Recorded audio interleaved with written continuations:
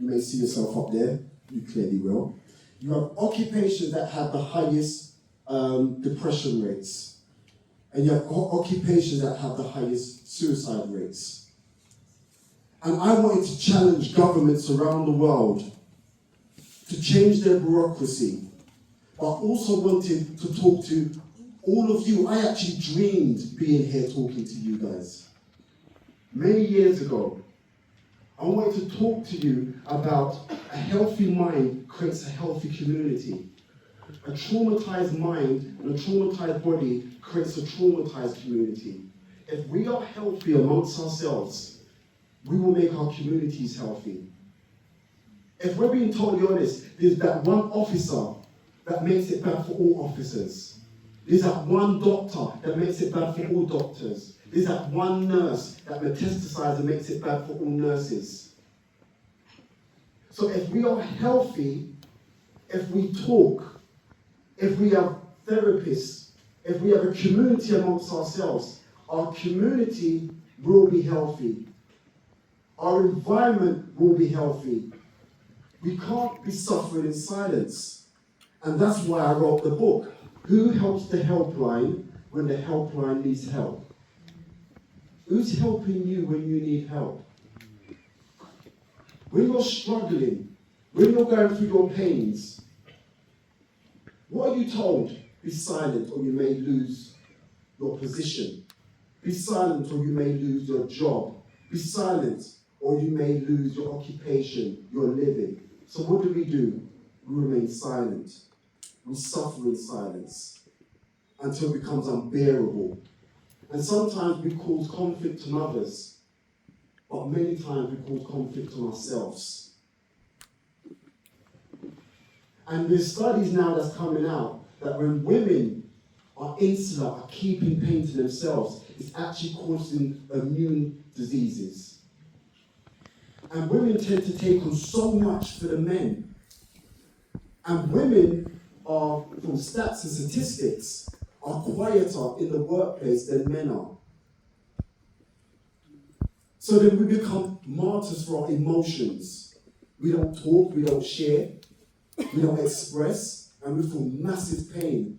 And then all of a sudden, one day, you may be doing a stop and search, and it goes too far, not because you're a bad person, because you haven't regulated your emotions, you haven't had that outlet to release.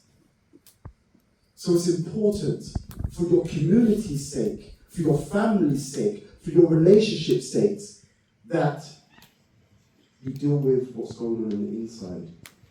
You find people to talk to. You find things to share.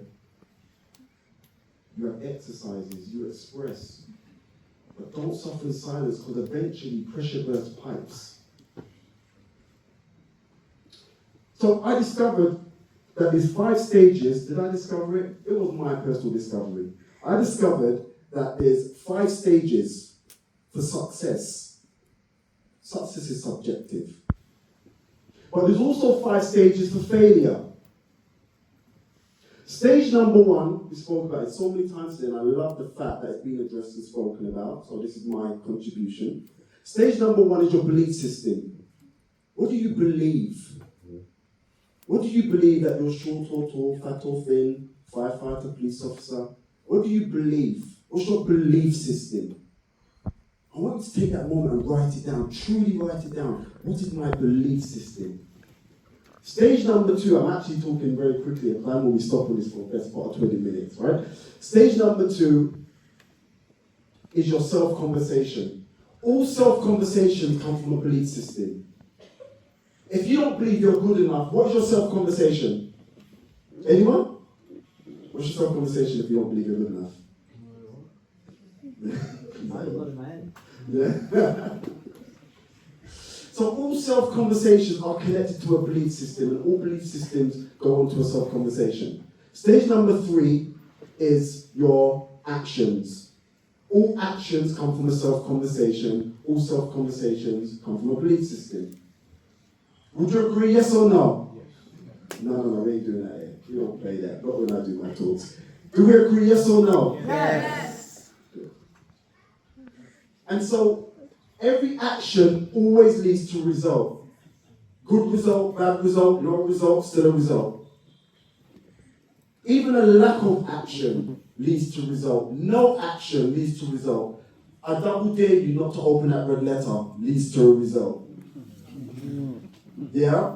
So all actions leads to results. Then the final stage is what we call knowing, knowledge, experience. Anytime someone says, I have an experience, you've gone through the other 4 stages.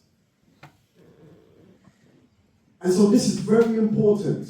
Very, very, very important that we make sure we get our belief systems right. And our belief systems are connected to our values. You said before there, right? About your values is aligned. And it's connected to a belief system.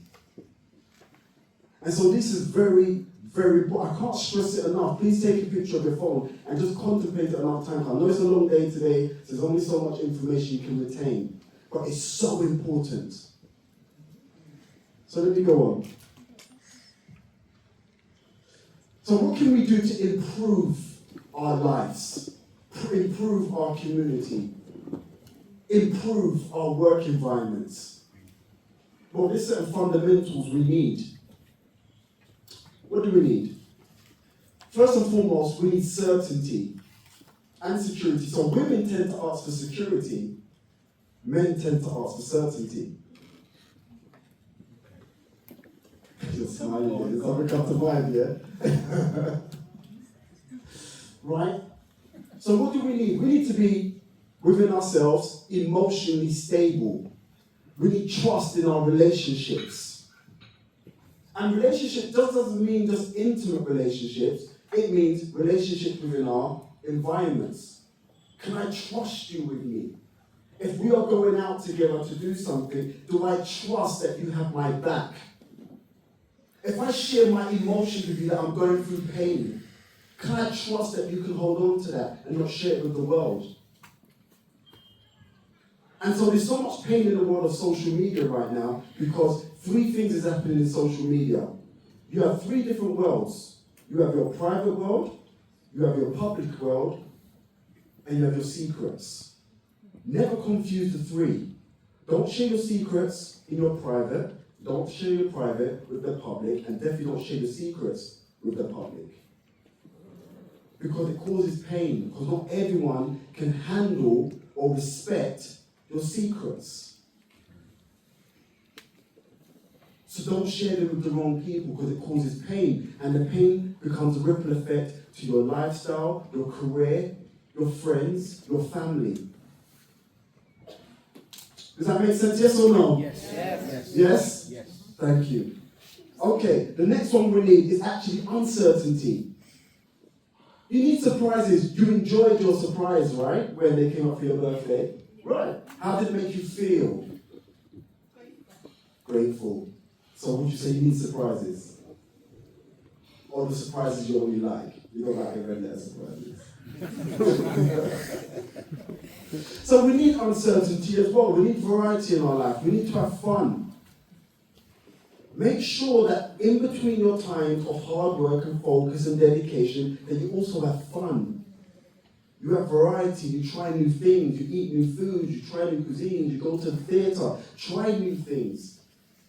Because when you try new things, you actually understand the world from a different perspective.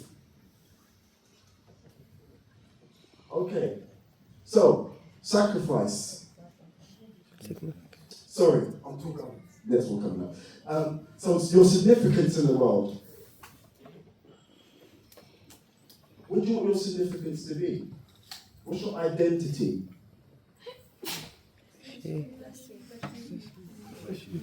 What's your purpose? What is your purpose? I would imagine that this is your purpose. Servitude. You're about serving people. If someone said, I don't know my purpose, and I say, tell me your career, and you told me your career, you're a police officer, for example, and I said, do you enjoy it? I say, yes, I really enjoy it. What do you enjoy about it? I enjoy that I'm helping people. I'm enjoying that, the fact that I have an environment that I can look after. I'm responsible for an environment.